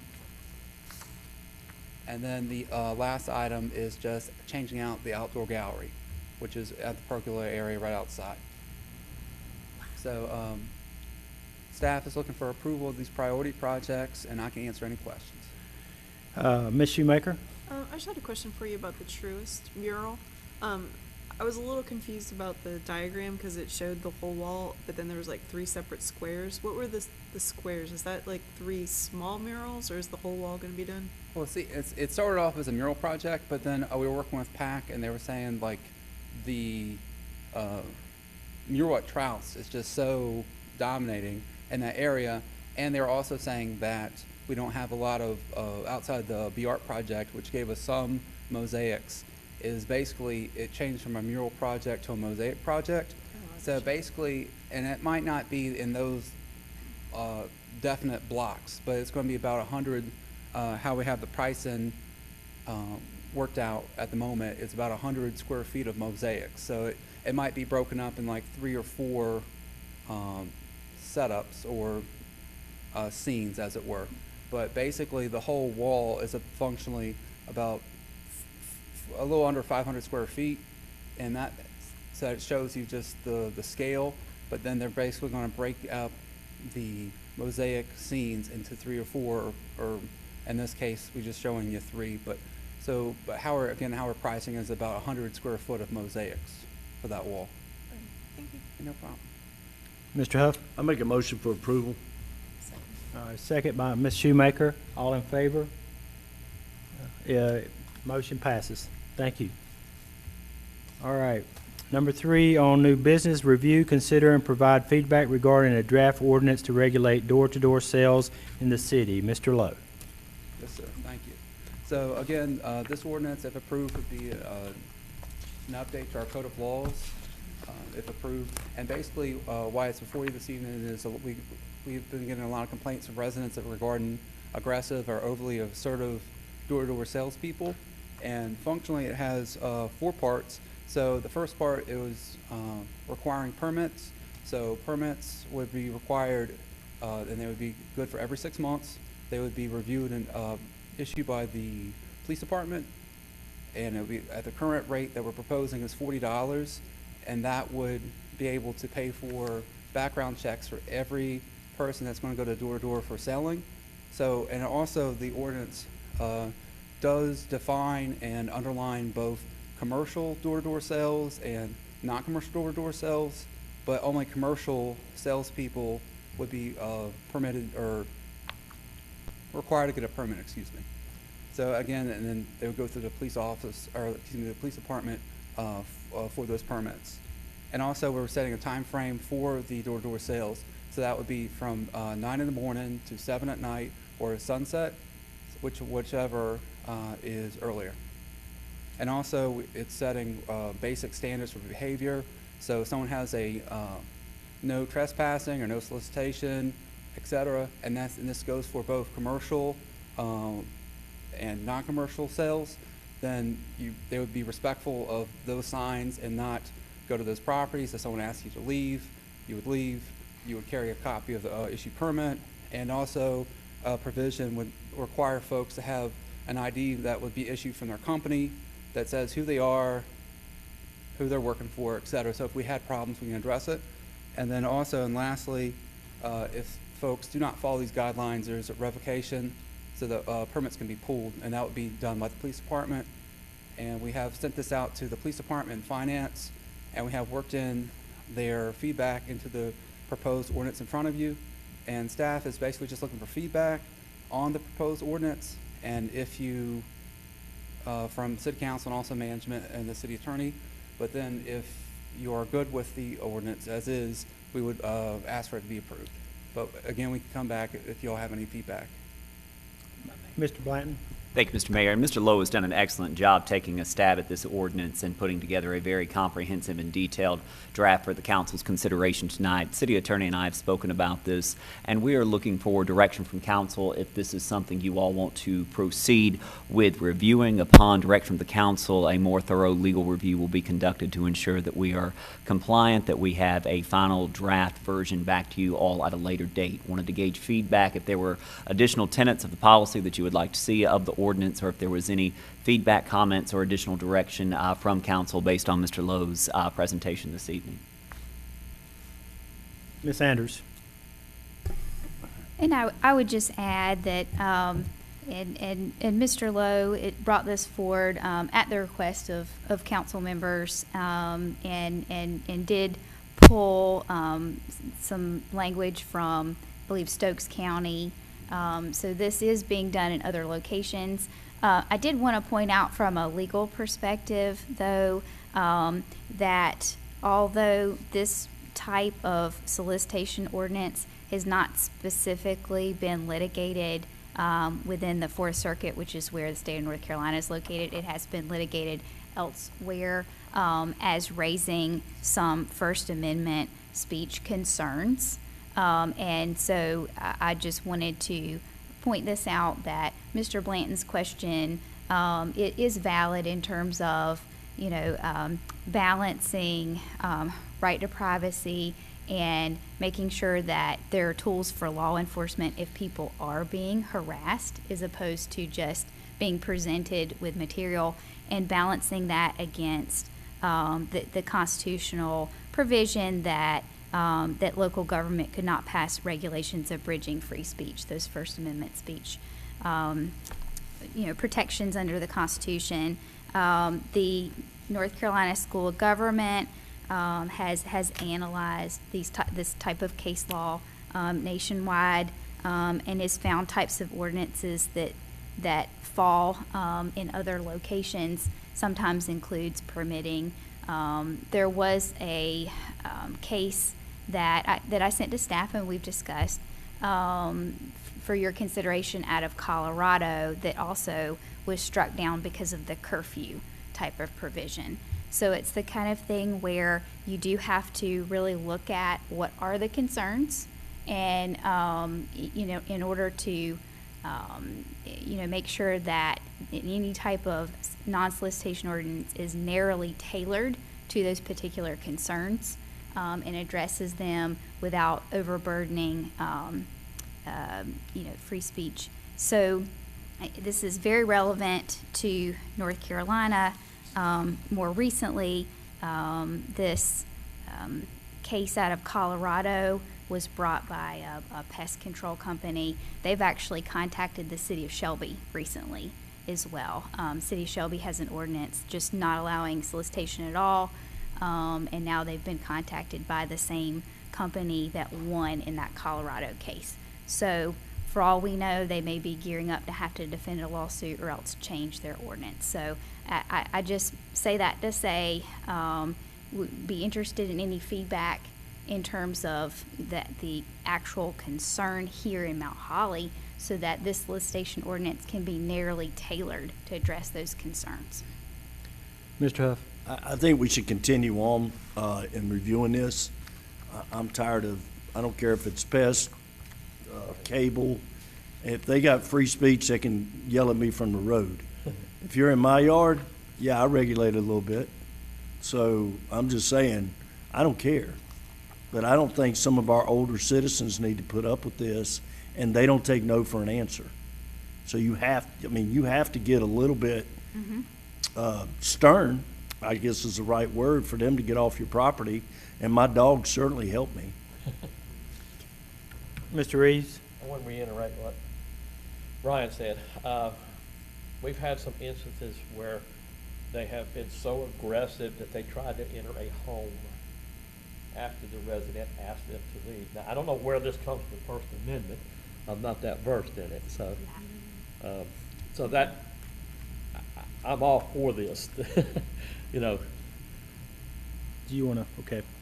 Ms. Sanders? So thank you for bringing that up. That's the type of feedback I was looking for. The school government said that that is the very type of local solicitation regulation that, based upon their analysis of case law, should survive First Amendment challenge. Includes ordinances authorizing prosecution of door-to-door solicitors who continue to solicit after receiving notice from an individual resident that the individual does not desire solicitation. So in terms of beefing up, you know, what if somebody has no trespassing signs or no solicitation signs? And also, what if this particular solicitor is the problem as well? And beefing up something in our ordinance about people who are harassing. That type of feedback is something that we could use to incorporate into an ordinance that probably would pass muster. Ms. Shoemaker? I'm curious, actually, about the enforceability of this. You know, like we've talked about a lot of things, and like, you know, like the chicken policy or other things. Like, what is the enforceability of this? Like, if a company comes in to Mount Holly from elsewhere and they're not aware of the policy of the law here, and they go soliciting, you know, they might make it halfway through Mount Holly before someone calls the police on them. And they would have to act aggressively, or there'd have to be some problem in order for them to even be identified. How would they know, and how would our citizens know? Because I'm sorry, yes, everyone in this room will know, right, if we pass this, right? And the 25 people that watch online will know, but how do the other 18,000 people that live here, how will they know that this is a law, that people aren't allowed to solicit, that there are rules and guidelines, and if so, I was like, what's the enforceability of it? Like, if somebody comes up and rings my doorbell and I'm like, do you have a permit? And they're like, what are you talking about? And then they run away before you know what I mean? It's just, it strikes me as like, while I agree, like, I don't like it when people ring my doorbell during family time. I also just wonder to what extent this is really practical. I don't know. I mean, and I don't know the answer to that. That's what I just asked Mr. Blanton. How are we gonna enforce that? I mean, and how will these people know that we have that ordinance? And like you said, they'll get halfway through Mount Holly before anybody calls the police. Mr. Mr. I mean, Craig, not that I don't, this may be a good idea, but let's go to Mr. Craig. I love the concept, but people who solicit, I mean, they don't really care about rules necessarily. I mean, you can tell someone to go and they're gonna ask you another question. I mean, they're not gonna know about the permits, and if they do know, then they're gonna act like you don't know, so then they're gonna try to confuse you. So I mean, having this is great, but also looking at the timeline of it, maybe waiting a little bit to implement it, to see like maybe what comes from Shelby, or maybe what type of literature or something comes out about it later on. I like the idea, like I stated, but at the same time, it's not the end-all be-all. Ms. Shoemaker. Well, and Madam Attorney, you can correct me if I'm wrong, but I think the one thing that it would do for us is create something to fall back on. So while it's not necessarily something that's going to keep solicitors from coming to Mr. Huff's house and knocking on the door, it is something that when they do, and you say, do you have a permit? And they say no, there's something to fall back on, like, well, I'm going to call the cops because that's against the law here. And then maybe they'll figure it out and follow the policy, but it's not like a fix. I don't feel like it's just like a magic pill fix all, because there's going to be solicitors that come in, and like, there are nice solicitors. Like, I had a roofing guy come, and he was really polite, and then he left because I didn't want a roof. But but they don't all do that. So, yeah. Mr. Reeves. Like Ms. Shoemaker said, yeah, there's the good ones and there's the bad ones. I guess what you're stating is the whole purpose of this. We don't have anything right now. So we can look at that person standing at our door that just walked past 2 no soliciting signs and rang our doorbell and stood there and waited for us to answer the door. And then we have to go to tell them, can you not read? I've done that. And they continue to have the conversation. We don't have anything right now where we can say, you need to get off my property. Because I'm like you, I don't want to bother me at lunch or supper or whatever. But we've had some aggressive ones that have really been aggressive. But I think that's the whole point. We don't have anything right now where we can look at them and say, you need to leave. Mr. Meadows. I think we all have stories. I could tell you one that's happened this past Saturday, I believe, where my wife is much nicer than I am, and chatted, and next thing I know, I'm getting texts and calls from neighbors that are like, oh, did you agree to? And I'm like, no, I told him to go away. But suddenly he was siding my house and putting windows in and telling my neighbors that was what was going on. But having said that, Councilman Shoemaker, or Councilwoman Shoemaker, beat me to the punch, because I usually ask the question on public policy, while it feels good and feels right, can you actually enforce it? And the bigger concern that I have right this moment, I think the attorney put us on notice, is that this hasn't been tested in case law. And who I don't want to be is the city who gets to try the case law. The amount of time, energy, effort, and money that it costs to be the first. I would rather have case law and be able to tailor the ordinance to meet the case law. So maybe this is one of those we put on the shelf and keep an eye on. And when and if we get some case law to follow, then we can have something to go with. So I think technically, if I have the no soliciting signs up, you can call the police and have them arrested for trespassing, I believe is the case. I don't know if that's exactly that, but that's the whole point of posting So I don't have to have First Amendment or any of that. I've told you not to be on my property. And if I call the police, I can arrest them, I believe is the case. So sign, call, and one way or another, they'll be removed from your property. So you do have recourse right now. Ms. Shoemaker?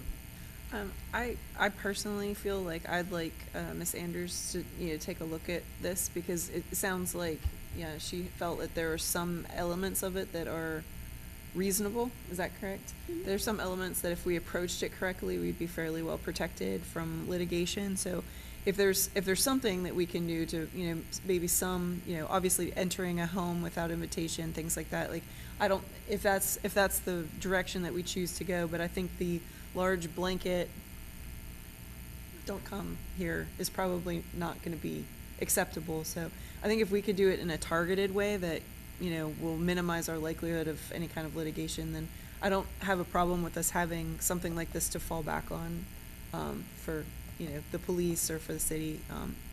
And I do actually like the idea of people who might approach the city to see if there are solicitation rules, which they should be, but probably don't, to know that they need to have a background check. I like the idea of people knocking door to door or getting a background check, because there are a lot of people, like my parents sometimes, that get very easily, swindled, somebody could be, gotten by somebody just coming up to the door. So it'd be nice to know that there's some protection. All right, so I think we've got some work to do on this, some more direction for staff to move forward and look a little deeper in this, so I think we're good on that. Ms. Andrews, you good with that? Okay. All right. Thank you, Mr. Lowe. Appreciate it. Thanks for all your hard work. The door works wonders. All right, number 4 in new business, the manager report. Mr. Blanton. Thank you, Mr. Mayor. There are several things that I want to bring to the council and the public's attention tonight. It's been a while since we've been together, and there have been a lot of great things that have been happening in our community. I want to first recognize our police, fire, utility workers, streets and solid waste workers, all of our first responders for the great work that they demonstrated last week during Hurricane Debbie. Thankfully, it was not any worse than it was, but our employees worked hard and tirelessly ensured that we kept essential services going. So certainly thanks to all of them for their hard work last week. I did want to make note that our request for proposals for solid waste and recyclable contract is currently out for bid. We're working on a statement to raise awareness from that. I've reached out to several different companies that have indicated interest in submitting proposals for the city's consideration. That will be going through September 30th. So I am hopeful that we will be able to have some proposals for the council to review as we move forward with researching this particular process. Also, the invitation to bid for Ransom Hunter Park open today. That will be going through September 10th. It's on the city's website. We are excited about where we currently are with the renderings, with the designs that have been put together. We have been working on this for quite some time and looking forward to hopefully being able to see that project come into fruition, and also awaiting word on our Parks and Recreation Trust Fund grant. They will be meeting on August 23rd, so we are eagerly awaiting to see if we will be getting up to $500,000 in matching funds for that project. Also, I did want to note that over the past few days we have gotten a fair amount of concerns regarding billing with the recent utility bills. We recently went through some upgrades that our staff did a great job working through, but there were a few glitches as we worked towards printing this first round of bills. So certainly if you have any questions, I'll reach out to collections. We'll be glad to address any of those concerns, and certainly apologize for any inconveniences or confusions that have ensued through there. Also, as was mentioned earlier tonight, I do want to thank the Community Foundation, Ms. Benfield's here tonight, for the successful facilitation of the Mount Holly Matters event that we had a few weeks ago. It was very well attended. I certainly enjoyed the opportunity to be able to participate, and certainly appreciate the participation from council. Certainly a great event, wonderful opportunity to collaborate, network, and share information with the public. Also, as you may have seen, we have 5 new cameras installed on the Greenway. There was a lot of buzz and excitement around that over the last month, so certainly appreciate the great work of our staff and our contractor for installing that, and certainly thanks to this council for approving that measure at our March 1st retreat. So we are glad to have the greenways currently monitored, even more so than they were before. Also, it was brought to my attention recently that the Mount Holly Historical Society is selling bricks to honor our veterans. This is a campaign that's been going on for a while now. That campaign continues through September 30th, 2024, in the hopes that we'll be able to honor all veterans that have currently served, are serving, or that are from Mount Holly. So certainly reach out to the Historical Society if you have any questions, or if you'd like an application, and certainly you can reach out to me or the city and we'll point you in the right direction on that. Lastly, I did want to bring attention to the fact that our neighbor, Mayor Richard Turner, passed away in Belmont a few weeks ago. I know members of the council, myself, have reached out to the city of Belmont, to their council, their staff, so certainly extend our heartfelt condolences to them during this difficult time. Mayor Moore, myself, both knew Mayor Turner very well, so certainly wish the best for his family and certainly continue to keep them in our thoughts and our prayers. That is all that I have tonight, Mr. Mayor. Thank you, Mr. Blanton. So now it's time for closed session pursuant to NCGS 143, 318, 11A, 3, and A. I need a motion to go into closed session. Ms. Shoemaker, second by Mr. Craig. All in favor? We are now in closed session. I agree, Brian. They give this to her.